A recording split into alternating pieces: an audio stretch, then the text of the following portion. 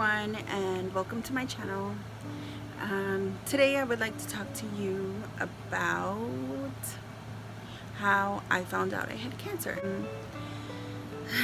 So it's a long story, but I'll get right to it. In 2017, they found out that I had a tumor growing on the right side of my lung. I only found out because I was having a hard time breathing and I was coughing constantly to the point where I couldn't even laugh or even like talk for more than a few seconds without catching my breath. So my husband decided I needed to go to the hospital because the doctors were not detecting what was wrong with me. And so I went into the emergency room and I was there for about 2 weeks. They didn't know what was wrong with me because I have never smoked in my life.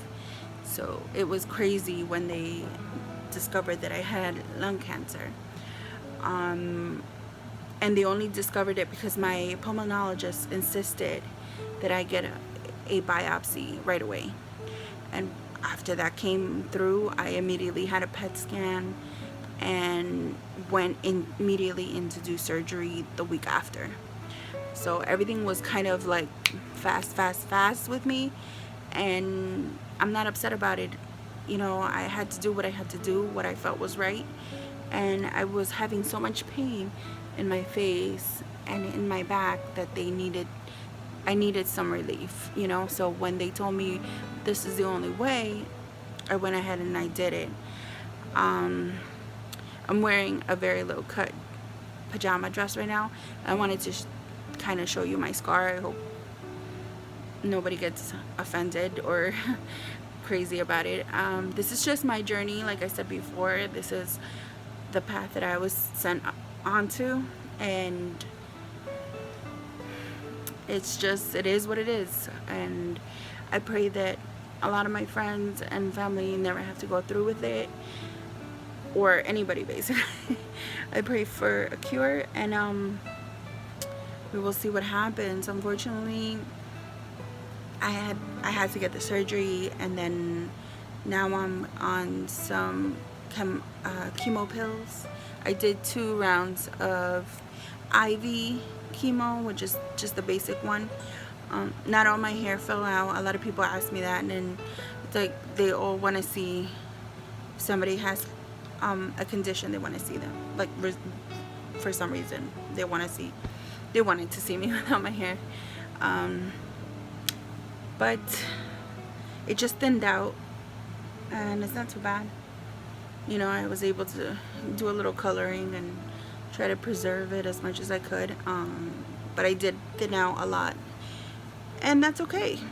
I'm still here, and so my advice to anybody who is just finding out their diagnosis, whichever it may be, is yes, they can tell you it's terrible, and yes, they can tell you something needs to be done or else you only have a certain amount. But there's so much new medicine nowadays, so much. So just take advantage of whatever resources you have available to you. And search, do your homework, go to different doctors, get opinions, talk to you. For me, my best source of information was my primary care doctor. He basically said, I can't take care of you, so I'm gonna send you to a place that can, and I've done my research, and this is the best place for you. And I did a little like researching on my own and got opinions from other people, friends, family, anybody who knew a doctor or an oncologist or anybody that could help. And it turned out that I found the perfect doctor for me, and he's been great, perfect guy who's always paying attention to what I need, what my side effects are. It helps to have a good person by your side. For me, that's how it worked, and I can't complain. You know, I know there are days where I have no energy, and then there are days that I do have enough energy to do activities with my kids, go out with my kids, to the park, to the museum, different places. So don't give up, because there's new medicine coming out each and every day. There's no need to worry, stress about it. And I know we will stress about it, and that's okay. So call your doctor, get some pills, and just sleep well. I mean, honestly, for me, just taking my anxiety medicine at night is the best. I take it and I'm able to sleep my full, restful 6 to 8 hours. If I don't, I'm thinking constantly, oh my God, what am I going to do? Did I make that appointment? Am I supposed to take this much medicine? What if I'm not supposed to? Your mind wanders when you can't sleep. So the most important thing during any treatment is that you're getting your sleep. My eye is twitching. Can you see it? Oh, I'm sorry. It's very twitchy. That's my nerves.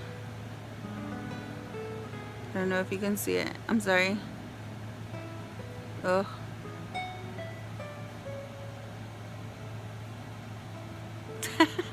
Sorry. Side effects. And I haven't done my eyebrows. I need to do them. So, basically that's how I found out. I have been going to John Thurber Cancer in New Jersey. If that helps anybody at all. My oncologist for my lung cancer is Dr. Harper. He is great. I don't know if if you're in this situation, if they accept everybody, but why not? Give it a shot. A second opinion, a third opinion, any kind of one doctor, when I was in the ER, he basically said to me, you're gonna die of cancer. Let's just put it that way. And he's like, it could be right now, or it could be in like 20 years. But overall, what's gonna kill you is the cancer. And to see his face saying it, I just started like immediately crying. Immediate. And then the doctor that was with him, because I think it was like a training doctor or whatever, she just gave me the look. She looked at him and she looked at me like, how dare he say this? And in my head I was like, you know what? I kind of needed to hear this. I needed to hear somebody say this is the only bad thing in your life. There's so many good things in my life at this moment in time that my concern shouldn't be my cancer. I mean, yes, it should be a big concern, but it's not. That's my only one. You know what I mean? I have my family. I have my kids. Because to me, they're more than family. They're like me. I have friends. I have a good life. So it's okay. I mean, I'm sorry. I'm like so emotional when I talk about it. But the reality is, it's okay. I can handle it. I can handle this. What anybody wants is not to make your family suffer. And that's kind of my deal too. I don't want my family to suffer. So I think overall, I'm doing what I can to stay and to be in the now. Because I don't only just want to be here like physically, but I want to be here mentally and everything. So I come back to the sleeping, because that's very, very important. Make sure whatever works for you, you're getting enough of it. For me, it's anxiety medicine at night. I don't take it during the day because it just makes me loopy. But at night, I take it and I'm sleep. I sleep well. I wake up refreshed, ready to start the day, ready to take care of my family and myself and make sure I'm doing all the things I need to be doing. So to anybody with any diagnosis similar to mine, just know that this is your only issue. You know, it may have like little side effects, but the important part is that you have yourself. You're still here. So stop worrying about what could happen in the future, because you never know. Anything can happen. So just, I had a friend of mine who passed away, and it really hit hard. This is a person who would always check up on me, and she had physically nothing wrong with her. And to think about this is also, to you, you have this diagnosis. It feels like the timer is set, you know, like this is how much you get, and good luck. Like, you know, go on your own and make sure you live as much as you could. Her timer went off unexpectedly, and to think about something like that makes you put yourself in a kind of like in a realizing, like in a state of mind that it can happen to anybody. Anybody can go when, you know, that's the one thing that we're guaranteed, is that we're eventually gonna die.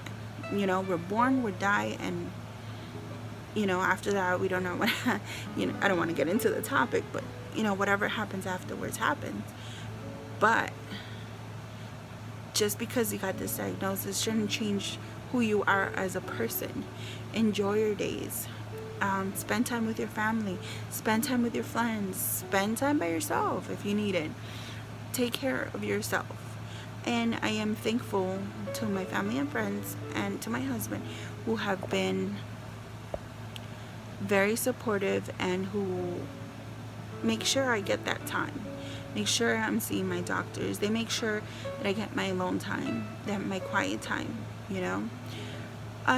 So that's basically the message I wanted to give you guys today. Like I said, I'm basically doing this video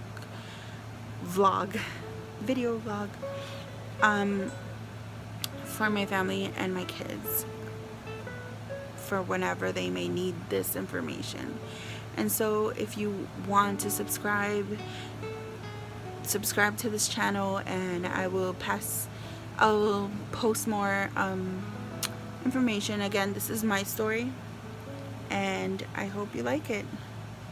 If you have any questions or comments, or need any kind of advice, I'm here too. Bye.